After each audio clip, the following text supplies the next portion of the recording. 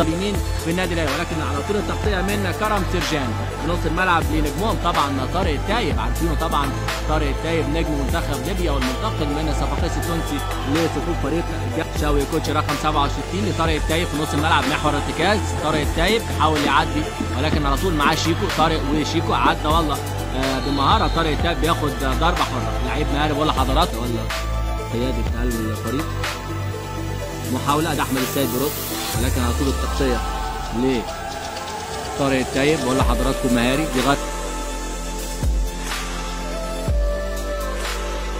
يبدا هجمه بسرعه لصالح الفريق التركي، على طول لازم كل كره يمضي عليها طارق التايب. بقول لحضراتكم صانع اللعب في فريق جازيانت سبورت التركي في نص الملعب على طول لاردال جونيتش، ولكن على طول دخل على بعضهم توصل لطارق التايب وبدايه هجمه لفريق جازيانت سبورت التركي. ادي طارق دخل لجوه طارق التايب وعلى طول بيحاول ياخد تمريره حطها والله في الجانب الايمن وعلى حدود المنطقه جوه الجول الهدف الاول لفريق جازيانت سبورت التركي للاعب لازارو من بلغاريا. هذا اللاعب جاب هدف لصالح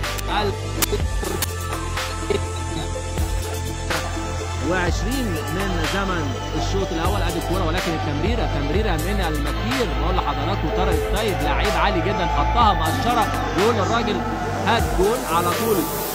على طول بيفاجئنا فريق جازيانت سبورت التركي، ما فيهاش طبعا حاجه. اللي شايف الكوره طبعا خالد صبحي مساعد الحكم الاول هو اللي بيلعب مع اخر واحد وشايف الكوره اكتر. وادي على طول كان مغطي ابو مسلم فيها ولا ايه؟ على طول ابو مسلم اتاخر، احمد ابو مسلم. طارق التايب بقول لحضراتكم طارق التايب يعني محور هو الاداء في فريق جازيانت سبورت بمهاره كده. طارق التايب نجم ما فيش معاه مسانده، ضغط عليه توصل للاعب طارق، تحضير مع اردال مره ثانيه للاعب رقم 67 شوقي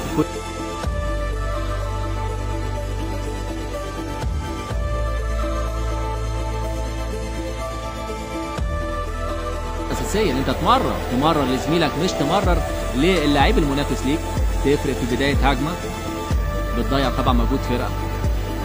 ادي على طول بدايه هجمه لبكريتشي حطها لطارق التايب مهاري بقول لحضراتكم. طارق التايب هات وخد، لازم هم يحطوا له كل كوره. فريق جازيانت سبورت التركي لطارق التايب هو العقل المفكر يلعب على ختام هذه البطوله. هي 4 لقاءات تحديدا بقول لحضراتكم.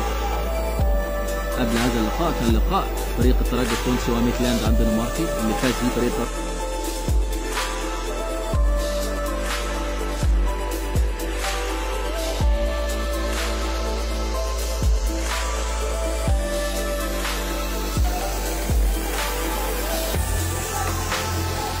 بداية هجمة للفريق التركي، محاولة في الطرف الشمال، عدى على طول لازورو حطت للرجل الثابتة ولكن على طول أراها اللاعب بكريتشي حطت على طول لطارق التايب. طارق التايب بقول لحضراتكم بيلعب في المساحات الضيقة كما هو يشاء، يعني طارق التايب مهاري يعني ضغط عليه كاستيلو وشيكو ولكن على طول التايب بيعمل كل حاجة في الكرة. طارق التايب هو محور أداء خط الوسط مع خط الدفاع. الهجمات بقى المرتده بتبقى خطيره، النادي الاهلي يفرق بقى ان هو يرد بسرعه. اتلعبت لرياض ابو عزيزي والهجمه لنادي التركي الهان اوزابيتش. طارق التايب المتحرك في جميع جنبات الملعب. طارق التايب اللاعب الليبي المحترف في صفوف هذا الفريق. محاوله طارق التايب بيلعب بوش رجله الخارجي والداخلي بكل مهاره. بقول لحضراتكم الفريق التركي يعني عنده بعض العناصر تتسم بالقوة والسرعة، وادي واحد من هؤلاء العناصر. الهان عمل العرضية، يا سلام على التمريرة. التايب مش ممكن يا جماعة، طارق التايب متحرك لوحده خالص وعامل ثنائية في نص الملعب مع مين؟ مع ايد كينيان هاساجيك. العرضية يا جماعة لازم تكون لبره شوية لان حارس المرمى بقول لحضراتكم ناجح حتى الآن في التصدي لكل كور. ادي فاصل من المهارة لطارق التايب.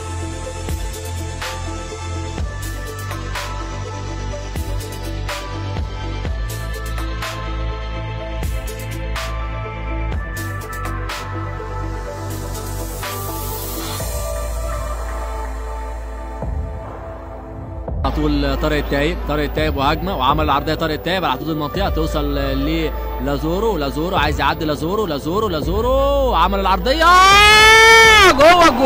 جوه الجول اللي الهدف الثاني للفريق من نقطة الجزاء. مباراة بقول لحضراتكم لابد فيها من فائز. دورة دولية بنظامها النادي الأهلي بمشاول في اللحظات الأخيرة. ادي خالد بيبو عايز يلم، خالد بيبو ما تمشيش مع الكورة بكعب ايفو لازورو، حطها لطارق التايب، طارق التايب للفريق التركي. طارق مهاري بقول لحضراتكم عنده كنترول عالي، حطها يعني بالمكان والزمان المطلوب للاعب لازورو، وهجمة